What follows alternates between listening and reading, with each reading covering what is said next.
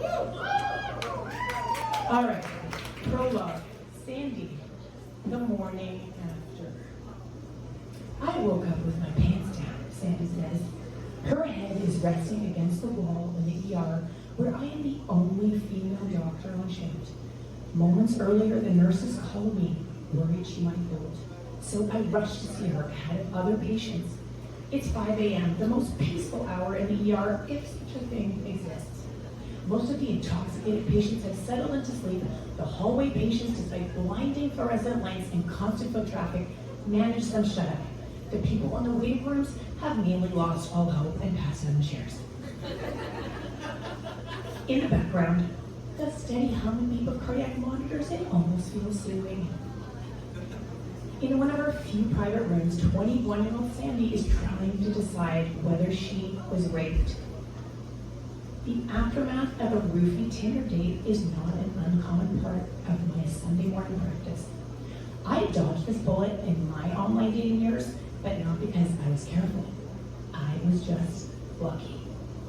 The inner ex-Pentecostal girl in me shudders, thinking about how many open-lid beverages I once accepted without question. Compared to the first time I did a sexual assault kit years ago, I am different now. Hardened, bitter, a traumatized female ER doctor who will plead with Sandy to undergo a forensic kit, even while knowing it may re-traumatize her, and does not guarantee her the closure she deserves. She may refuse, and I will think harshly how it won't matter anyway. The legal process will just alienate her and rob her of immeasurable time and dignity. I am part of the broken system that pays lip service to helping women and offers little other than sutures, antibiotics, and a vault where DNA evidence is stored and forgotten. Are you looking for emotional healing and justice? Look elsewhere. We were on our first date, Sandy says. I only had one drink, so I don't understand why I can't remember what happened. She taps her foot, avoiding eye contact. I still had my shirt on, and when I pulled up my underwear, there was blood, but I'm not on my period. It sounds like you may have been sexually assaulted. I offer as gently and directly as possible. She hardens her jaw. He was funny and charming, and we were at the restaurant, and I think I was just tired from work, but then when I woke up, he wasn't there. Tears well up, and she blinks them back. I'm just here for the morning after pill. I'll write that prescription for you, I say, but I also recommend collecting evidence and STI treatment, just in case. I don't need that. The words come quickly, as if her saying that could make it true. I begin my familiar, weary monologue, how if she wants the answer she's seeking, it's best to do the exam sooner rather than later. I want to tell her that waking up with her pants down and not knowing how she got that way is a horrifying experience that may never cease to harm her. My own recollection of that possibly happening to me is a dull, distant memory that I'm unclear about, but the terror of not knowing can still grab me. I've been down this road of trying to convince a patient to undergo a kit so many times.